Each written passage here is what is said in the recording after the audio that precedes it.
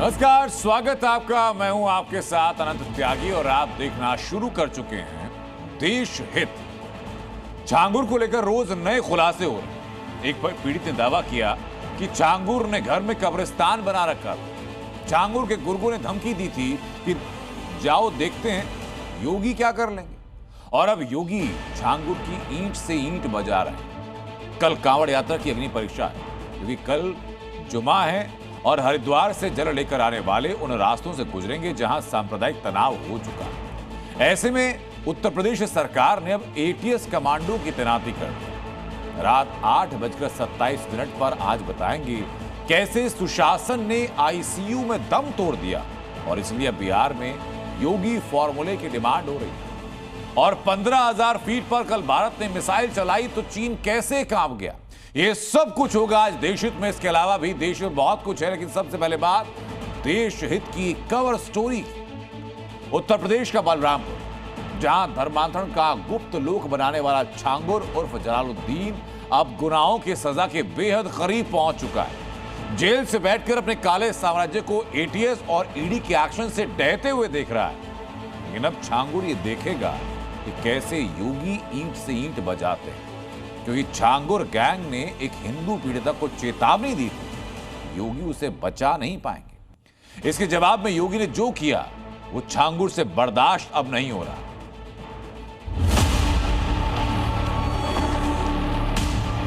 हमारा बलात्कार गैंगरेप हुआ है, बलात्कार गैंगरेप हुआ है। वहाँ पे मेरी अश्लील वीडियो बनाई गई। ये बोला गया कि इसको यहीं दफना दो, अगर ये 3-5 करती है इसको यहीं दफना दो। धर्म परिवर्तन के विषय में एक इन्होंने जो है कोड वर्ड रखा हुआ था। धर्म परिवर्तन के विषय में एक इन्होंने जो है कोड वर्ड रखा हुआ था। तेरे पैर काट देंगे, देख तेरे योगी बचाते हैं या मोदी। देखते हैं तुझे कौन बचाता है, तेरा योगी बचाएगा या मोदी बचाएगा। छांगुर के डर्टी गेम से हिंदू बेटी निकली तो उसके गुर्गों ने पीड़िता को योगी फोर्स से दूर रखने के लिए यह धमकी दी थी, तेरे पैर काट देंगे, देख तेरे योगी बचाते हैं या मोदी। योगी तक पहुंचने की कोशिश तो बहुत दूर की बात है, अगर ये पुलिस स्टेशन चौकी तक भी जाए तो इसके पैर काट देना। छांगुर गैंग को योगी का कितना खौफ था ये उसकी गीदड़ भपकियों में साफ साफ नजर आता था। और इसका खुलासा किया है एक हिंदू बेटी ने, जो छांगुर के धर्मांतरण और शोषण के साम्राज्य को चकमा देकर आई। छांगुर की क्रूरता झेलने वाली इस लड़की का चेहरा इसलिए नहीं दिखा रहे हैं क्योंकि ये पीड़ित है, मगर इसका एक एक शब्द वाला खुलासा छांगुर के काले साम्राज्य की चूल्हे हिला देगा। क्योंकि इस हिंदू लड़की के साथ छांगुर गैंग ने गैंगरेप किया, 3 महीनों तक शोषण हुआ, इसे सिगरेट से जलाया गया, विरोध करने पर मारा पीटा गया, पांव काटने की धमकियां दी, ब्लैकमेल करके 10 लाख रुपए वसूले, अत्याचारों की इंतहा कर दी। पीड़िता की आप बीती सुनेंगे तो आप दंग रह जाएंगे। गैंगरेप हुआ सहारनपुर के अंदर गांव घाना खंडी के अंदर। जो छांगुर का गुर्गा फरमान है, जो कि वसीम का चाचा है, उसने अपने दोस्तों के साथ मिलके 13 दिसंबर 2024 को मेरा गैंगरेप किया। सिगरेटों से मुझे जलाया गया, बेल्टों से मारा, चाकुओं के से वार किए गए, मेरे फेस को खराब कर दिया गया मार मार के। छांगुर गैंग की शिकार ये लड़की अकेली नहीं है। दावे के मुताबिक छांगुर ने ऐसी 5,000 हिंदू लड़कियों का धर्मांतरण कराया है। धर्म परिवर्तन का ये जाल भारत से सऊदी अरब तक फैला है। छांगुर के गिरोह में बच्चों का खतना, महिलाओं की ब्रेन वॉशिंग के साथ साथ सुनियोजित इस्लामी साजिश की जाती है। इसके लिए बकायदा मिशन मोड में काम हो रहा था। लेकिन योगी को चुनौती देने वाले छांगुर, देख योगी कैसे ईंट से ईंट बजाते हैं। और ये ताबड़तोड़ एक्शन से हो भी रहा है, वरना छांगुर का मिशन आबाद कामयाब हो जाता, जिसका मकसद नेपाल बॉर्डर वाले यूपी के जिलों से लेकर बंगाल और असम तक मुस्लिम आबादी बढ़ाना और उनको वहां जमीनें दिलाकर बसाना था। ये आबाद मिशन उत्तर प्रदेश के नेपाल और यूपी बॉर्डर पर चलाया जाता रहा है। तमाम एजेंसी इसको लेकर पहले भी जांच करती रही हैं। वजह है कि भारत और नेपाल के बीच एक ऐसी जगह है जो तराई वाले इलाके हैं, वहाँ पर विशेष समुदाय को बसाने के लिए उनका बाकायदा धर्म परिवर्तन कराया जाता है और उसको लैंड जिहाद के तौर पर देखा जाता है। छांगुर के मिशन आबाद के लिए जिस तरह की टीमें काम कर रही थी, उनमें से एक टीम का खुलासा इस पीड़िता ने किया है। इसमें पहला नाम है वसीम उर्फ राजू राठौर, जिसने हिंदू बताकर लड़की को अपने जाल में फंसाया। दूसरा है बदर अख्तर सिद्दीकी, जो सऊदी में रहता है, इसी ने लड़की का धर्मांतरण कराया था। और तीसरा दरिंदा है वसीम का चाचा फरमान, जो भारत में इस हिंदू लड़की से गैंगरेप करने वालों में शामिल था। और जब इस दरिंदगी के खिलाफ आवाज उठाई, इस लड़की ने सनातन में घर वापसी कर ली, तो इसे सऊदी अरब के नंबरों से कॉल करके धमकाया गया और बलरामपुर लाकर कब्र में गाड़ने की धमकी मिली। तेरे पैर काट देंगे, देख तेरे योगी बचाते हैं या मोदी। पीड़िता ने खुलासा किया है कि छांगुर के बलरामपुर वाले घर में कब्रिस्तान है। फर्स्ट टाइम मैंने छांगुर का जो बलरामपुरा है उसका में कदम मैंने 14 दिसंबर की रात में इनके साथ पता चला कि ये लोग मुझे यहाँ लेके आए हैं। तब पता चला कि छांगुर के घर में ही कब्रिस्तान है। ये बोला गया कि इसको यहीं दफना दो अगर ये 3-5 करती है। ये लड़की तो बच गई, मगर छांगुर के कब्रिस्तान में कितने लोग दफन किए गए हैं? क्या ये वही हैं जो उसकी साजिशों और धर्मांतरण के धंधे का विरोध करते थे? छांगुर का ऐसे ही बलरामपुर से लेकर नेपाल बॉर्डर और सऊदी अरब तक पूरा नेक्सस चलता था। इसमें कोडवर्ड तय थे, यानी छांगुर गैंग कोडवर्ड में बात करता था। सामान आ गया मतलब होता था लड़की आ गई। धर्मांतरण के लिए धरती पलट कोडवर्ड का इस्तेमाल होता था। और ये जब धर्म परिवर्तन की बात कर रहे थे, जैसे कि ये हमें नाम देते हैं, जैसे कि इन लोगों ने एक प्लान का नाम रखा था, इन्होंने धरती पलट, जो कि धर्म परिवर्तन के विषय में एक इन्होंने जो है कोड वर्ड रखा हुआ था, धरती पलट। लड़की जब वहां पहुंच जाती है तो उसको बोलते हैं सामान आ गया, ये इनका कोड वर्ड होता है। यानी छिपकर और लोगों को बरगलाने वाला छांगुर गुप्त बातचीत करता था ताकि उसकी काली करतूतों से पर्दा ना उठ जाए। और ऐसे ही वो नेपाल बॉर्डर ही नहीं, पूरे भारत में धर्मांतरण का मिशन आबाद चलाता। मगर अब उसकी साजिश के महल की योगी ने ईंट से ईंट बजा दी है। छांगुर भी इसी मिशन आबाद को कामयाब बनाने में जुटा हुआ था और अपनी पूरी टीम के साथ इस पर काम कर रहा था और इसीलिए उसको विदेशों से फंडिंग भी होती थी। कैमरामैन दिवाकर साथ विशाल लोगवंशी, जी मीडिया। छांगुर और नसरीन के कमरे से एटीएस को एक लाल डायरी बरामद। इस डायरी के पन्नों पर कई चौंकाने वाले खुलासे दर्ज हैं। इस लाल डायरी में जो लिखा है उसको आपको जरूर जानना चाहिए, क्योंकि वो राज हैं जिनसे भ्रष्ट पुलिस और प्रशासनिक अधिकारियों ने नेताओं के साथ छांगुर का कनेक्शन उजागर हो रहा। नसरीन की लाल डायरी में किस किस के नाम है ये बताता हूं आपको। इसमें कई नेताओं के नाम हैं जिन्हें छांगुर ने चुनाव के दौरान पैसे दिए। उतरौला से पूर्व प्रत्याशी को छांगुर ने 90 लाख रुपए की फंडिंग दी। एक पूर्व आईपीएस को विधानसभा चुनाव में उतारने की तैयारी की और यही पूर्व आईपीएस अधिकारी अवैध धर्मांतरण के काम में छांगुर को संरक्षण देता था और बदले में एक मोटी रकम लेता था। अपनी पहुंच से पूर्व आईपीएस अधिकारी छांगुर को वक्त वक्त पर कार्रवाई से बचा रहा था। इस पूर्व आईपीएस की पहल पर, उसी की पहल पर छांगुर नसरीन के साथ 2 महीने तक पुलिस और एटीएस को चकमा देकर लखनऊ में छिपा। तहसील क्षेत्र में त्रिस्तरीय पंचायत चुनाव को सीधे सीधे प्रभावित कर रहा था और अपने चेलों के साथ, अपने अनुयायियों से उनके पक्ष में मतदान करने की अपील करता था। नसरीन की लाल डायरी से और कई खुलासे हुए और कई खुलासे और होने की संभावना है, लेकिन फिलहाल एटीएस और ईडी जांच पड़ताल में लगातार जुटी है।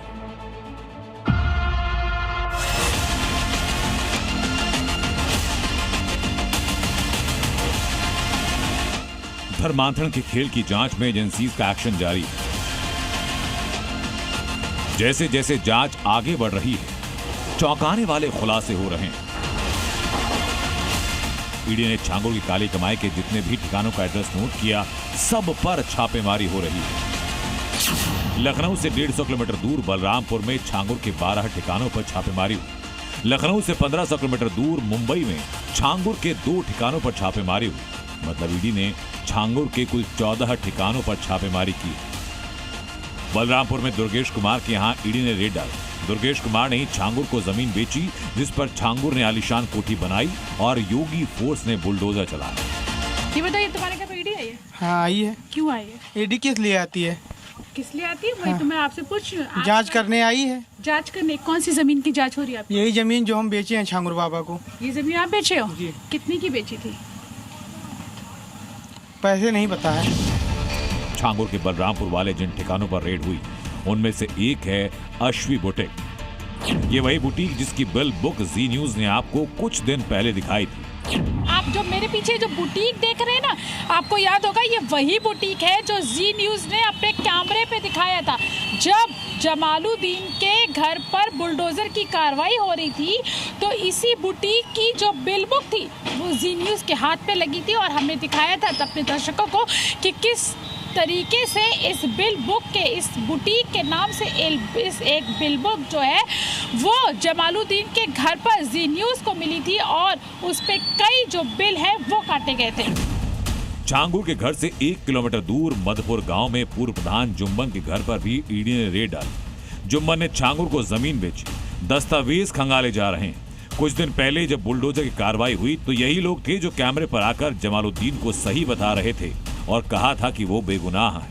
छांगुर के जमालुद्दीन के जो ठिकाने हैं 12 ठिकानों पर ईडी की रेड पड़ी है। सुबह 5 बजे से ईडी की रेड जो है वो चल रही है और यहाँ पर आप मेरे पीछे देख पा रहे होंगे ये मधुपुर गांव है और ये जो पीछे जो आवास है ये घर है यहाँ के पूर्व प्रधान जुम्मन का और ये जुम्मन का घर है और इसी घर में जो ईडी की जो रेड है इस घर पे भी ईडी की रेड चल रही है। जो जमालुद्दीन के जो करीबी हैं उन सभी के घरों पे ईडी की जो रेड है वो लगातार चल रही है। छांगुर ने हवाला फंडिंग के जरिए 100 करोड़ की रकम जुटाई। उसके गुर्गे भी करोड़ों में खेल रहे थे। सूत्रों के मुताबिक छांगुर के करीबी नवीन ने शहजाद शेख के अकाउंट में 2 करोड़ रुपए ट्रांसफर किए। ऐसे में ईडी शहजाद शेख के बांद्रा ईस्ट के कनकिया पेरिस की 20वीं मंजिल फ्लैट और माइम वेस्ट के रिजवी हाइट्स की 5वीं मंजिल पर रेड डाली। ईडी की जांच में ये निकल कर आया है जो छांगुर बाबा है उसका सबसे करीबी आदमी नवीन नाम का एक शख्स है जो उसका बेहद करीबी है और उसके अकाउंट से तकरीबन 2 करोड़ की रकम ऐसी है जिसका जो ट्रांजैक्शंस हैं वो शहजाद शेख नाम के व्यक्ति के अकाउंट में हुआ है। अब जो शहजाद शेख है वो मुंबई का रहने वाला है। ये जो आप फ्लैट देख रहे हैं शहजाद शेख के ही नाम पर ये रजिस्टर्ड है। जांच अधिकारियों को छांगुर के काले कारोबार के साथ नवीन अरोड़ा के बैंक अकाउंट से 50 करोड़ के ट्रांजैक्शन की जानकारी मिली। जांच के दौरान जो डिटेल सामने आई उनके मुताबिक नवीन ने करोड़ों रुपए का लेन देन बैंक से किया। बैंक ऑफ बड़ौदा के खाते में 5 करोड़ रुपए के संदिग्ध लेन देन हुए। नवीन के बैंक ऑफ बड़ौदा के एक और खाते में 16 करोड़ 22 लाख के लेन देन हुए। बैंक ऑफ बड़ौदा के एक और अन्य खाते में विदेश से 18 करोड़ 66 लाख रुपए जमा हुए। नवीन के HDFC बैंक के एक खाते में 7 करोड़ 62 लाख रुपए जमा हुए। छांगुर के SBI के खाते में 6 लाख रुपए विदेशी खाते से जमा हुए। नवीन ने आधा दर्जन से ज्यादा वॉस्लो खाते, मतलब ऐसा बैंक खाता जो घरेलू बैंक किसी विदेशी बैंक के लिए उसी बैंक में मुद्रा रखता है। नवीन के बैंक अकाउंट्स में करोड़ों का लेन देन पेटीएम बैंक के प्राइम वॉलेट और ICICI बैंक के अकाउंट के जरिए भी जमा हुए। ईडी की छापेमारी उन अकाउंट्स पर हो रही है जिन अकाउंट्स में 2 महीने 3 महीने के दौरान ही करोड़ों रुपए के ट्रांजैक्शन हुए। ये ट्रांजैक्शन 2, 5, 10 करोड़ नहीं 100 करोड़ से ऊपर के थे और यही वजह है कि ईडी ने अब भारत के खातों के साथ साथ विदेशी खातों का भी विवरण जमा कर लिया, जिसके बाद ईडी ने इन अकाउंट्स के आधार पर छापेमारी की। ईडी नवीन अरोड़ा और जलालुद्दीन को कस्टडी में लेकर पूछताछ कर सकती है। रिपोर्ट्स के मुताबिक जांच एजेंसीज अब पॉलीग्राफ टेस्ट और जरूरत पड़ी तो नार्को टेस्ट की तैयारी में। एटीएस को उम्मीद है कि इन टेस्ट के जरिए कई अन्य पर्दे के पीछे सक्रिय चेहरे सामने आएंगे। बलरामपुर से प्रीति श्रीवास्तव, विशाल रघुवंशी और मुंबई से अंकुर त्यागी के साथ ब्यूरो रिपोर्ट जी मीडिया। कल शुक्रवार है। भोले के भक्त जो कांवड़ यात्रा पर हरिद्वार पहुंचे उनकी वापसी कल से तेज हुई। कल जुमा भी और इसलिए योगी प्रशासन अलर्ट है। कांवड़ रूट पर जहां भी मस्जिद है उनके बाहर पुलिस की तैनाती कर दी। मकसद सिर्फ एक कि कोई विवाद पैदा करके आस्था की यात्रा को बदनाम ना कर सके। इनका नहीं होता, बहुत शांतिपूर्ण तरीके से यात्रा चलती है। कांवड़ यात्रा में शिव भक्तों की आस्था पर कोई आघात न हो, इसके लिए योगी सरकार के किए गए इंतजामों की असल परीक्षा शुक्रवार से शुरू होने जा रही है। हरिद्वार से कांवड़ियों के जत्थे की वापसी तेज हो जाएगी। यानी कांवड़ रूट पर कांवड़ियों का सैलाब नजर आएगा। कल जुमे की नमाज को देखते हुए कांवड़ रूट पर पड़ने वाले मस्जिदों और मुस्लिम मोहल्लों के पास सुरक्षा प्रबंध और ज्यादा बढ़ाने की मांग हो रही है। बोले कावड़ियों को भी सेफ्टी चाहिए और मस्जिद वालों को सेफ्टी चाहिए। कल जैसे उन्होंने हमारी कावड़ी में कोई अड़चन नहीं करी तो हम भी उनके उसमें कोई अड़चन नहीं करना चाहते मस्जिद वालों के। लोगों की आशंका को देखते हुए ही योगी फोर्स ने मुजफ्फरनगर में संवेदनशील जगहों के आसपास सुरक्षा सख्त कर दी है ताकि जुमे की नमाज और कांवड़ यात्रा दोनों में कोई विघ्न न आए। कांवड़ रूट में पड़ने वाले तमाम मस्जिदों के बाहर सुरक्षा के पुख्ता इंतजाम किए गए। इस वक्त मैं हूं मुजफ्फरनगर जिले में और यहां पर देखिए ये जो मस्जिद है, मस्जिद के बाहर यहां पर पुलिसकर्मियों को तैनात किया गया है। हालांकि कांवड़ यात्रा के दौरान काफ़ी संख्या में फोर्स तो तैनात पूरे शहर में किए गए हैं, लेकिन कल शुक्रवार है, जुम्मे की नमाज है और कांवड़ यात्रा भी साथ साथ चलेगी, इसलिए यहाँ पर पुलिस बल को तैनात किया गया है। चाहे वो शहर हो या फिर ग्रामीण इलाके, जहाँ भी कांवड़ रूट के दौरान सड़कों पे मस्जिद पड़ती है वहाँ पर सुरक्षा के इंतजाम किए गए हैं। कांवड़ यात्रा के दौरान मस्जिदों की सुरक्षा के लिए विशेष इंतजाम किए गए हैं। सीसीटीवी और ड्रोन कैमरों से निगरानी भी की जा रही है। पीस कमेटी के साथ बैठक करके योगी फोर्स सुनिश्चित कर रही है कि जब कांवड़िए मस्जिदों के सामने से गुजरे तो किसी तरह का सांप्रदायिक सौहार्द न बिगड़े। हमारा काम है कि एकदम जो है समाज में जो है सुरक्षा का सबको भाव देना, तो और सब जो इसमें कांवड़ यात्रा है और किसी का भी अगर जो भी अपना काम कर रहे हैं वो सुरक्षित रूप से कर पाएं, ये हमारा कर्तव्य है। तो उसके लिए जो भी संवेदनशील और इम्पोर्टेंट पॉइंट्स हैं वहाँ सब पे डिप्लॉयमेंट की जा रही है। जी बहुत अच्छी बात है जी, और ये तो बहुत सम्मान की बात है कि दोनों के जो है एक हमारे आपस के अंदर प्यार मोहब्बत की जो है सम्मान है, और जी यहाँ कोई वैसा दिक्कत नहीं है। सुरक्षा बढ़ाई गई, क्या कहना चाहेंगे? जी बहुत बढ़िया हो रहा काम। अच्छा, बिल्कुल कोई परेशानी नहीं किसी बात की। अच्छा, कोई परेशानी नहीं? नहीं। सुरक्षा बढ़ाने से किसी तरह दिक्कत नहीं है? नहीं, कोई दिक्कत नहीं। कांवड़ यात्रा भी साथ में चल रही है और कल जुम्मे की नमाज है, भीड़ भी होंगे, कल सौहार्द पूर्वक निकल जाएगा।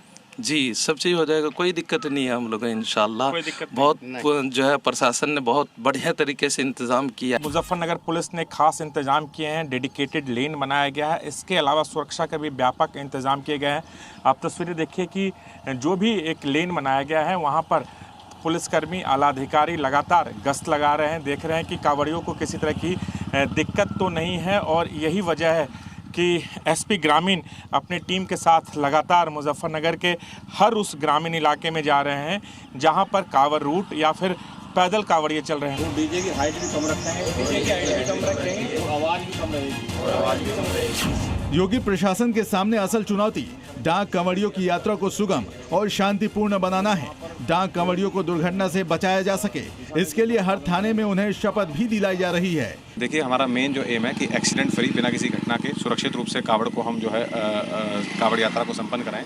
उसके लिए हमने एक्सक्लूसिव जो लेन है डाक कांवड़ के लिए उसको क्रिएट किया है, और हमने जगह जगह पे कुछ अपने ट्रैफिक कोन्स हैं और कैटाइज हैं, रिफ्लेक्टर्स हैं, उन सब की लगाई है। इंपॉर्टेंट पॉइंट्स में हमारी पुलिस की ड्यूटियाँ भी इसमें लगी हैं और हमारे एम्बुलेंसेज भी हमारे जगह जगह पे तैनात हैं। तो जो भी प्रशासनिक और पुलिस प्रशासन के अरेंजमेंट हैं वो जितने संभव है उसमें हमने पूर्ण रूप से उसमें करने का प्रयास किया। हरिद्वार के सावन मेले में आज आस्था का अद्भुत दृश्य दिखा। हर हर महादेव के उद्घोष के बीच मुख्यमंत्री पुष्कर सिंह धामी ने कांवड़ियों पर पुष्प वर्षा की। पुष्प वर्षा के बाद कांवड़ियों के लिए किए गए इंतजामों को देखने के लिए मुख्यमंत्री कांवड़ सेवा शिविर में गए, जहां उन्होंने कांवड़ियों के पैर धोकर सेवा की। हर वर्ष विवाद के जरिए कांवड़ यात्रा को बदनाम करने की साजिश की जाती है। इस बार भी आस्था पर अशुद्धि वाला आघात हुआ, साथ में नाम बदलकर सनातनियों की आस्था पर चोट किया गया। पर योगी सरकार का प्रण है कांवड़ियों की यात्रा में कोई अड़चन नहीं आने देंगे, इसलिए कांवड़ रूट पर चप्पे चप्पे पर कड़ा पहरा है। डाक कांवड़ियों के लिए उनके लिए अलग से डेडिकेटेड लेन तैयार किया गया है। दूसरी तरफ जो पैदल कांवड़िए हैं उनके लिए भी लेन बनाया गया ताकि कांवड़ियों को किसी तरह की दिक्कत ना हो। जहां तक खंडित कांवड़ की बात है, अगर किसी कांवड़िया का कांवड़ खंडित हो जाता है तो वो तुरंत झगड़ा और उत्तेजित होने के बजाय पुलिस से संपर्क करें, क्योंकि पुलिस ने उनके लिए न केवल कांवड़ बल्कि गंगा जल का भी इंतजाम किया है। राजू राज, जी मीडिया, मुजफ्फरनगर। देश भर के ज्यादातर स्कूलों में भगवान और मां सरस्वती के नाम पर प्रार्थना होती है, भारत माता की तस्वीर की पूजा होती है। लेकिन कुछ ऐसे भी स्कूल हैं जहां साजिश वाले शिक्षक अपना एजेंडा चलाते हैं। यूपी के बरेली में कांवड़ लेने मत जाना कहने वाले टीचर के बाद मऊ और उज्जैन से भी ऐसे ही शिक्षकों की तस्वीरें सामने आई जो हर पेरेंट को आज देखनी चाहिए। मैं एक रक्षा पहना था ना, यही मैम सर कटवा दिए हैं। वो ना माला वाला पहन कर जाते हैं, निकलवा देते हैं। रक्षा को लेकर क्या कहते हैं? कहते हैं ना कि ये भगवान कुछ नहीं होते हैं। सुना आपने, इस बच्चे ने चंद सेकंड में ही तिलक विरोधी स्कूल को बेनकाब कर दिया। कुछ ही शब्दों में सनातन विरोधी पाठशाला की पोल खोल कर रख दी। छात्र के मुताबिक टीचर कहते हैं कि भगवान नहीं होते हैं और ऐसा कहने वाले शिक्षक का नाम है परमानंद। यह विडंबना ही है कि भारत में जहां विद्यालयों को शिक्षा का मंदिर कहा जाता है, लेकिन उत्तर प्रदेश के मऊ का ये कंपोजिट विद्यालय लखीपुर है जहां सनातन विरोधी क्लास लगती है, जिसका सबूत है ढेर सारे ये कलावा जो बच्चों के हैं। ऐसा हम नहीं, वहां के बच्चे खुद आरोप लगा रहे हैं। इसकी शिकायत लेकर बच्चे थाने पहुंच गए। छात्रों का आरोप है कि स्कूल में कलावा पहनकर आने नहीं दिया जाता। रक्षा सूत्र पहनकर स्कूल जाते हैं तो उन्हें काट दिया जाता है। किसी के गले में अगर माला या तावीज नजर आता है तो उसे भी निकाल देते हैं। हिंदू बच्चे अगर तिलक लगाकर जाते हैं तो उसे मिटा दिया जाता है। शिक्षक पर तो ये भी आरोप है कि वो बच्चों को बताते हैं कि भगवान का अस्तित्व ही नहीं होता। इतना ही नहीं, छात्रों के परिवार वालों ने तो शिक्षक परमानंद कुमार और महिला शिक्षिका पर बच्चों से काम करवाने का भी आरोप लगाया है। ये लोग पढ़ते हैं ना, पढ़ने जाते हैं ना, तो इन लोग से काम कराते हैं लोग। क्या काम करवाते हैं? तो जैसे ईटा ढोवाती हैं लोग और घास करवाती हैं लोग और रक्षा माला वाला सब कटवा देती हैं लोग। माला जो बच्चा पहन कर जाता है उसका हटवा देती हैं लोग। अच्छा माला रहता है वो जो भोलेनाथ का रहता है, वो हनुमान जी का सबका मतलब कहते हैं भगवान। जैसे ही इस मामले की सूचना हिंदू संगठन को लगी तो उसके कार्यकर्ता एक्टिव हो गए। बजरंग दल ने छात्रों के साथ मिलकर स्कूल में विरोध किया। सहायक अध्यापक के पद पर नियुक्त हैं परमानंद कुमार जी। उनके ऊपर छात्रों द्वारा आरोप लगाया गया है कि वह छात्रों के हाथ में विद्यालय में जो है कलावा नहीं बांधने देते हैं, मस्तक पर टीका लगाकर नहीं आने देते हैं, माला नहीं पहनने देते हैं। कुछ छात्रों ने बताया कि माला निकाल करके जला दिया गया। सनातन के खिलाफ ही नहीं बल्कि स्कूल में तो करप्शन का भी पाठ पढ़ाया जा रहा है। खुद शिक्षकों पर बच्चों से पैसे ऐंठने का भी आरोप है। हम लोग जाते हैं मार्कशीट लेने ना, तो पैसा लेते हैं लोग। कितना पैसा? तो लेते हैं लोग 550, 200, 300 ये खर्चा पानी। और परमानंद कहते हैं हमको ना, तुम करोड़पति हो, तुम तो वैसा ही, तुम हम लोग को खिला पिला दो। और कहते थे सर जी ना कि तुम पढ़ो चाहे न पढ़ो, हम लोग को तो पैसा मिलता है। सरकारी स्कूल में इस धांधली पर कब ब्रेक लगेगा? क्योंकि यूपी के मऊ से भी 2 कदम आगे बढ़ते हुए एमपी के उज्जैन में एक शिक्षक ने उससे भी बड़ी करतूत को अंजाम दिया है। यहाँ एक सरकारी स्कूल के शिक्षक पर भारत माता और देवी देवताओं की तस्वीरें जलाने और छात्रों पर धार्मिक दबाव बनाने का गंभीर आरोप लगा है। ये मामला उज्जैन के शासकीय माध्यमिक विद्यालय नागपुरा का है, जहां पदस्थ टीचर शकील मोहम्मद पर यह आरोप है कि कट्टरपंथी शिक्षक मदरसे की तरह स्कूल में भी छात्रों को कुरान और नमाज पढ़ने का दबाव बना रहा था, जिसके खिलाफ मामला अब मोहन फोर्स के पास पहुंच चुका है। शकील मोहम्मद नाम का व्यक्ति जो शासकीय विद्यालय नागपुरा में पढ़ाता है, वहाँ पर इस तरह के वक्तव्य देता है, एक धर्म का समर्थन और दूसरे धर्म का समर्थन, इस तरह का आवेदन प्राप्त हुआ था, जिस पर तत्काल ही माननीय पुलिस अधीक्षक महोदय के निर्देश पर FIR दर्ज कर ली गई है और संबंधित व्यक्ति को हिरासत में ले लिया गया है और उससे पूछताछ की जा रही है। उज्जैन में शकील मोहम्मद हो या मऊ में परमानंद कुमार या फिर बरेली के रजनीश गंगवार, क्या ये टीचर निजी एजेंडे के लिए बच्चों के भविष्य से खिलवाड़ कर रहे हैं? ऐसे में सवाल ये उठता है कि क्या शिक्षा के मंदिर में अपने धार्मिक या राजनीतिक एजेंडा चलाने वालों को कोई दंड मिलेगा? ब्यूरो रिपोर्ट, जी मीडिया।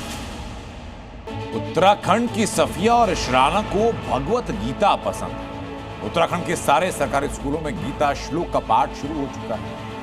भले ही कुछ लोग इसे धार्मिक रंग देकर राजनीति चमकाना चाहते हैं, लेकिन हकीकत ये कि कई मुसलमान छात्राओं टीचर्स को ये भा रहा है और वे मान रहे हैं कि गीता का श्लोक उन्हें जिंदगी जीने का तरीका बता रहा है।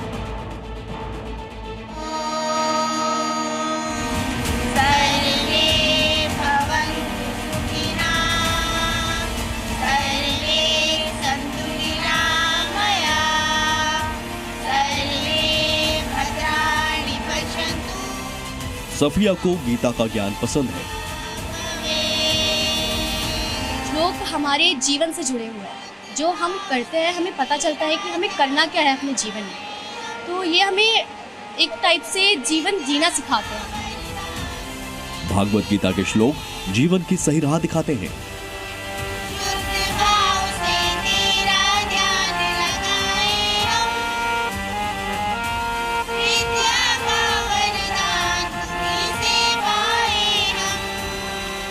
गीता के श्लोकों का पाठ है वो सभी के लिए ज़रूरी है, बच्चों के लिए नहीं, खाली सभी के लिए ज़रूरी है, क्योंकि उससे हमें नैतिक मूल्य और जीवन आधारित समझ शिक्षा हमें मिलती है।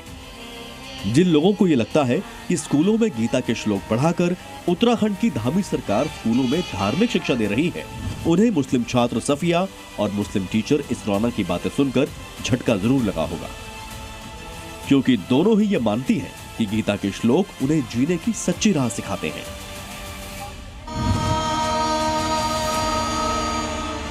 देहरादून के government girls inter college Rajpur में अब प्रार्थना सभा के दौरान गीता श्लोक का पाठ शुरू हो गया है। यहाँ क्लासरूम में पढ़ाई शुरू होने से पहले प्रिंसिपल से लेकर टीचर्स तक और हर बच्चियाँ पहले गीता के श्लोक का पाठ करती हैं और उनका सही अर्थ समझ रही हैं।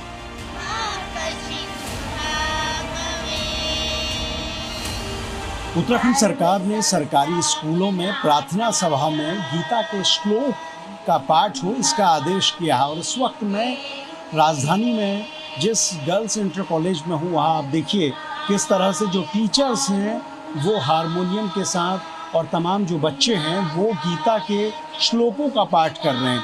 हर दिन एक श्लोक बच्चों को बताया जाएगा, उसका अर्थ बताया जाएगा और बच्चों को उसका महत्व क्या है इसकी जानकारी दी जाएगी।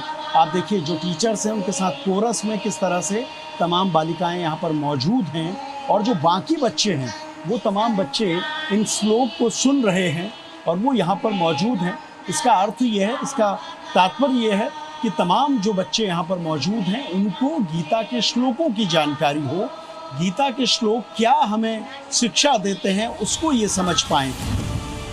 गर्ल्स स्कूल में पढ़ने वाली कुछ छात्राएं मुस्लिम हैं, साथ में मुस्लिम टीचर भी हैं।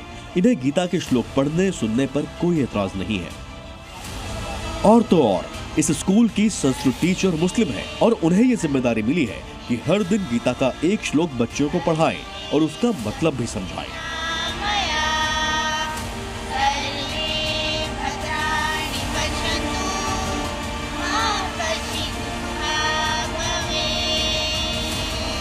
गीता श्लोक का पाठ शुरू हुए कुछ ही दिन हुए हैं, लेकिन मुस्लिम छात्रा सफिया और संस्कृत टीचर इसराना को गीता का असल ज्ञान समझ में आ गया है। दोनों ही ये कह रही हैं कि हर व्यक्ति को अपनी जिंदगी में गीता के ज्ञान को उतारना चाहिए। सर, श्लोक हमारे जीवन से जुड़े हुए हैं। जो हम करते हैं हमें पता चलता है कि हमें करना क्या है अपने जीवन में। तो ये हमें एक टाइप से जीवन जीना सिखाते हैं और हमें बहुत सी चीज़ों का और पता भी चलता है कि आगे हमें अपने जीवन में करना क्या है। और इससे संस्कृत भाषा भी सिखाई जाती है, जिससे हमारा माइंडसेट व्यू और वाइडर होता है और बहुत ज़्यादा काबिलियत भी आती है, जैसा मुझे लगता है। जब आप गीता को पढ़ेंगे, उसके श्लोक पढ़ेंगे, तो आपको उससे नैतिक मूल्य, जीवन जीने की सारी चीज़ें आपको आराम से उसमें देखने को मिल जाएगी। इसके अलावा जैसे कि श्लोक है कर्मण्येवाधिकारस्तु मा फलेषु कदाचन, कि हमें जो है कर्म करना हमारा अधिकार है, फल करने की इच्छा नहीं रखनी चाहिए। तो ये चीज़ें अगर हम अपने जीवन में उतार लेते हैं तो बहुत सारी चीज़ें अनायास ही खत्म हो जाती हैं। जुमे से पहले मियां भाई की अवैध मीट दुकान पर बुलडोजर चल रहा। आपने बुलडोजर एक्शन तो कई देखे होंगे, लेकिन मध्य प्रदेश में बुलडोजर के डर से कुछ लोग अपनी दुकान ही सिर पर लगे दौड़ पड़े।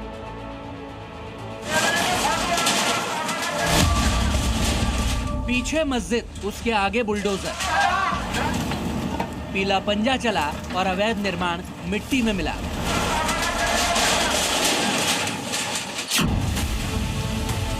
बुलडोजर का डर, भाईजान दुकान सिर पर लेकर भागे।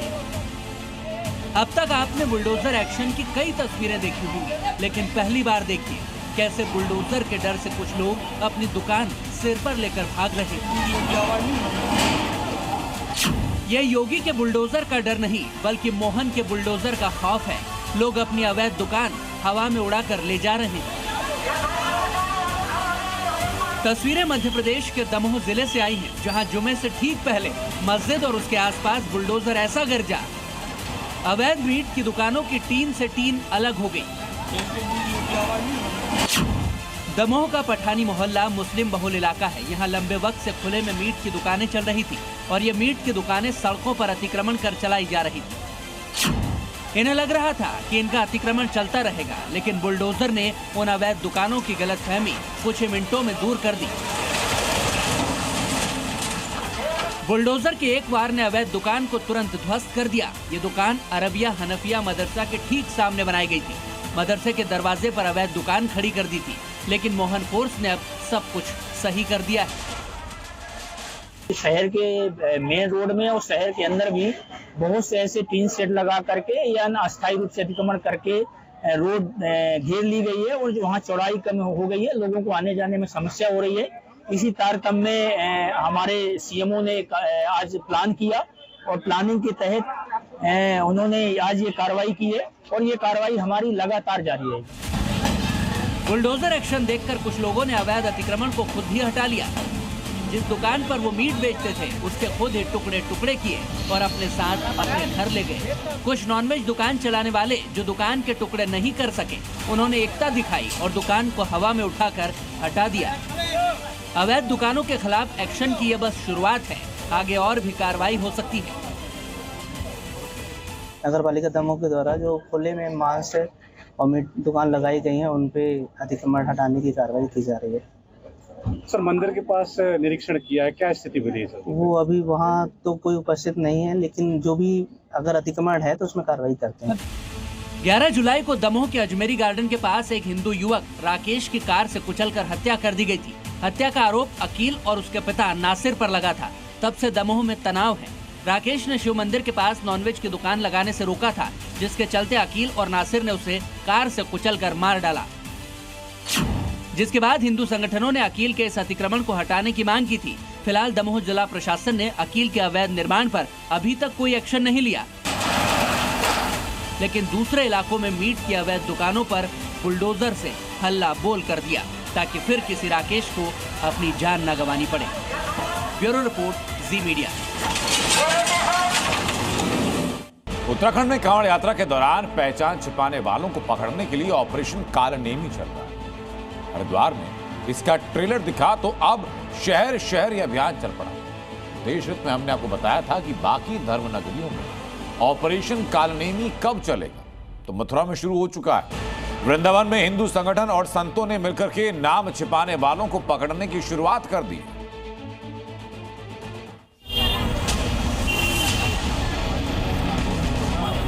वृंदावन में भी हिंदू संगठनों द्वारा अब कालनेमी ऑपरेशन चलाया जा रहा है और आज वृंदावन में रिक्शा चालक, तमाम जो यहाँ पर सामान बेचते हैं, जो यहाँ पर वस्त्र बेचते हैं, उनसे भी उनके नाम और जो चंदन लगाते हैं उनके आधार कार्ड चेक किए गए। दिनेश जी, आज हमने देखा कि आप तमाम लोगों से बातचीत कर रहे थे, क्या कारण है और क्यों ये ऑपरेशन? देखिए, हम श्री कृष्ण जन्मभूमि संघर्ष समाज के सभी पदाधिकारियों के साथ आज वृंदावन में जो पहचान कर रहे थे कि कौन कौन व्यक्ति हमारे सनातन धर्म में जबरदस्ती घुसपैठ कर रहा है। महाराज जी, दिनेश जी कह रहे हैं कि बहुत बड़ा गैंग है, का टारगेट फिक्स करके करते हैं कि सनातन के लिए। ये होता क्या है, इनके लीडर और मालिक कोई दूसरे होते हैं और इन्हें सिखाया जाता है कि हमें कैसे किसी का धर्म नष्ट करना है, कैसे किसी की बहू बेटी को अपने लेना है और कैसे उसे ब्लैकमेल करना है। कोई भी मंदिर वृंदावन का हो, क्या धर्म छुपाकर लोग? हमने ऐसे काफ़ी लोगों को देखा भी है, ये कई सुनी बातें नहीं बोल रहे हैं, ऐसे काफ़ी लोगों को देखा है और देखने के बाद हम लोग कुछ नहीं कर सकते क्योंकि प्रशासन हम लोगों के साथ नहीं है, तो हम लोग कुछ नहीं कर सकते। और हम लोग तो यही प्रार्थना करेंगे सरकार से भी इस चीज़ पे जानकारी हो, इस चीज़ की सर्च हो और इन चीज़ों पे रोक लगाई जाए।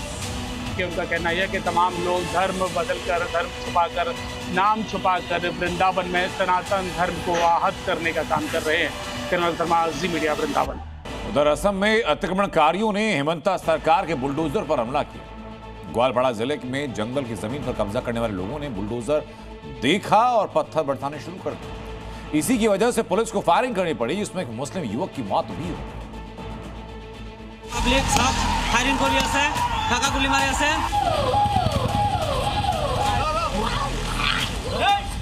আপোনালোকৰ गुली फायरिंग करी আছে।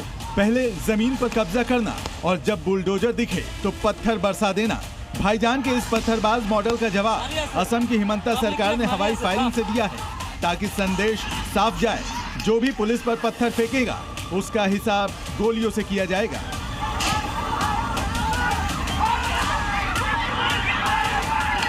हवाई फायरिंग की ये तस्वीरें असम के ग्वालपाड़ा जिले की हैं, जहां पुलिस को गोलियां इसलिए चलानी पड़ी क्योंकि मुस्लिम समुदाय के लोगों ने पैकन फॉरेस्ट रिजर्व के बड़े इलाके में लंबे समय से अवैध कब्जा किया हुआ था। हिमंता प्रशासन ने कई बार इनको अवैध कब्जा खाली करने का आदेश भी दिया था, पर भाईजान डटे हुए थे। गुरुवार सुबह सुबह ग्वालपाड़ा पुलिस की टीम बुलडोजर के साथ अतिक्रमण हटाने पहुंच गई। पीले पंजे को देखते ही भाईजान की टोली गुस्से में लाल हो गई। पहले विरोध प्रदर्शन किया और फिर पुलिस पर पथराव शुरू कर दिया। देखिए कैसे सैकड़ों की भीड़ पुलिस पर पत्थर बरसा रही है। हालात काबू करने के लिए पहले तो आंसू गैस और लाठीचार्ज का सहारा लिया गया, लेकिन जब भीड़ पर खून सवार हो गया तो पुलिस का संयम जवाब दे गया। पुलिस को फायरिंग करनी पड़ी। सकवार हुसैन नाम के मुस्लिम व्यक्ति की मौके पर ही मौत हो गई। फायरिंग में मुस्लिम युवक की मौत के बाद असम के मुस्लिम संगठनों ने विक्टिम कार्ड खेलते हुए सियासत तेज कर दी है।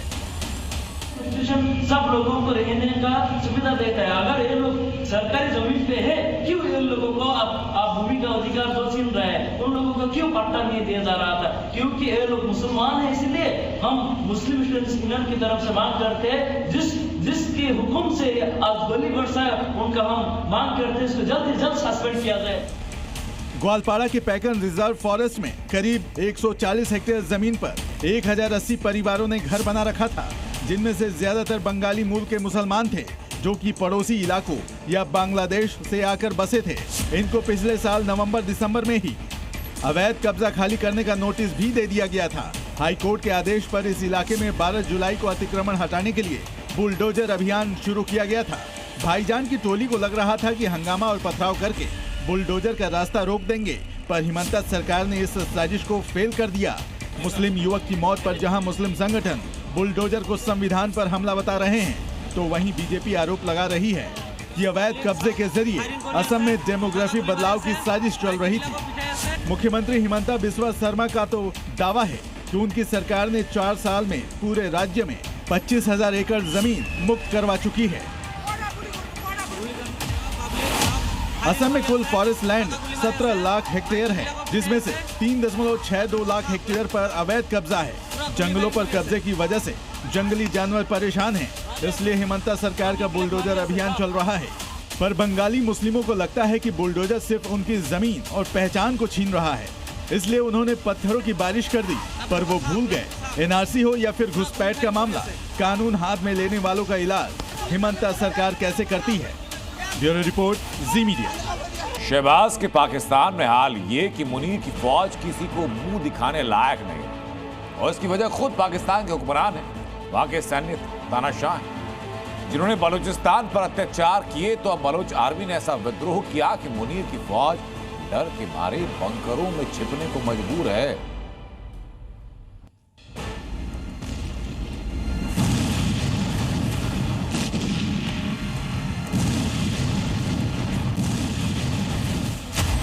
पाकिस्तान का फौजी मुखिया इन दिनों खौफ में है।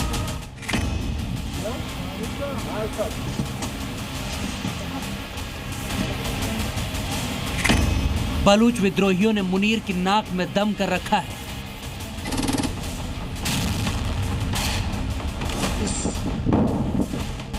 हिंदुस्तान के ऑपरेशन सिंदूर में तगड़ी मार खाने वाला पाकिस्तान अब अपनों के ही निशाने पर बलूच लिबरेशन आर्मी ने पाकिस्तानी सेना की बख्खियां उधेड़ कर रख दी है। ये तस्वीरें देखकर मुनीर बिलख रहा होगा, जो बलूचिस्तान के कलात इलाके से आई है। देखिए, एक बस पर घातक हमला हुआ। बस के भीतर तो भयानक हालात, लाशें पड़ी हैं, पूरी बस खंडहर बन चुकी है।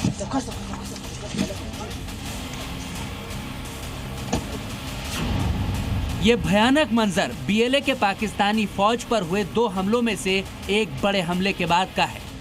दावा किया जा रहा है कि बलूच विद्रोहियों के कलात अटैक में 29 पाकिस्तानी सैनिकों की मौत हो गई। झाऊ इलाके में भी हमला हुआ, जिसमें पाकिस्तानी सेना के 2 जवान मारे गए हैं। पाकिस्तानी सेना ने भी मुठभेड़ की बात तो स्वीकार की और ये माना कि कई सैनिक मारे गए हैं, लेकिन जवानों की मौत की संख्या विद्रोही गुटों के दावों से अलग बताई है। पीएलए ने दावा किया था कि उसने 16 जुलाई को 2 बड़े हमले किए। सबसे बड़ा हमला कलात के निमराक क्रॉस पर हुआ, जहां फतेह दस्ते ने कराची से क्वेटा जा रही सैन्य बस पर घात लगाकर उसे निशाना बनाया, जिसके बाद से मुनीर फौज में हड़कंप मचा हुआ है। शहबाज और मुनीर को यह समझ नहीं आ रहा कि विद्रोहियों से अपनी सेना को आखिर कैसे बचाएं। कलात में जिस बस में अटैक हुआ उसमें पाकिस्तानी जवान तो थे ही, लेकिन दावा किया जा रहा है कि इस बस में कव्वाली गायक भी थे। बीएलए का इस पर रिएक्शन ये है कि कव्वाली गायक को निशाना बनाना उनका मकसद नहीं था, इसीलिए उन्हें कुछ नहीं किया गया।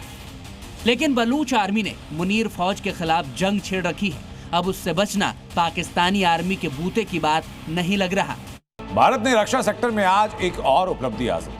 लद्दाख में 15,000 फीट की ऊंचाई पर आकाश प्राइम मिसाइल का सफल परीक्षण किया। ये मिसाइल 3 देशों पाकिस्तान, चीन और तुर्की को डायरेक्ट मैसेज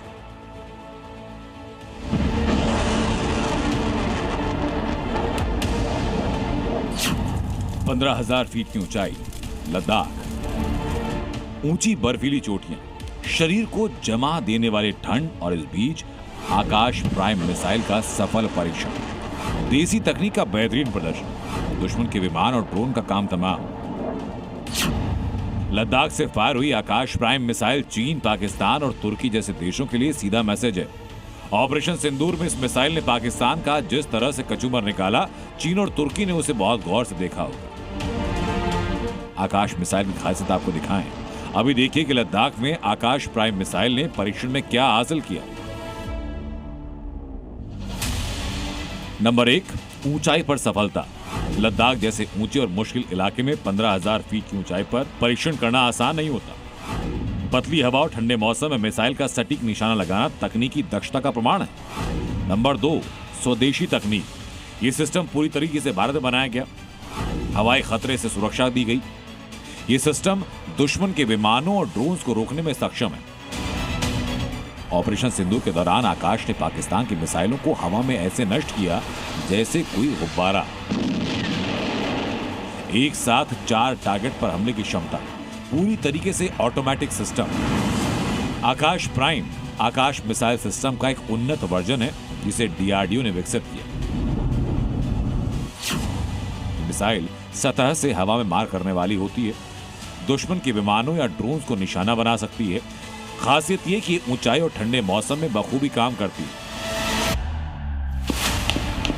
भारत पाकिस्तान के बीच भले ही सीज फायर हो, लेकिन पाकिस्तान चीन तुर्की को अभी भी भारत के स्वदेशी और घातक हथियारों की धमक सुनाई दे रही है। भविष्य में ड्रोन और मिसाइल जैसे हथियार ही युद्ध के लिए निर्णायक होंगे और भारत इस बात को अच्छी तरह से जानता है और इसलिए वो भविष्य के इन हथियारों को लेकर तेजी से काम कर रहा है। Operation Sindoor has showed us as to why indigenously developed counter-US systems and counter-US systems built for our terrain and our needs are crucial. We cannot rely on imported niche technology that are crucial for our offensive and defensive missions. We must invent and build and safeguard ourselves. Dependence on foreign technologies weakens our preparedness, limits our ability to scale up production,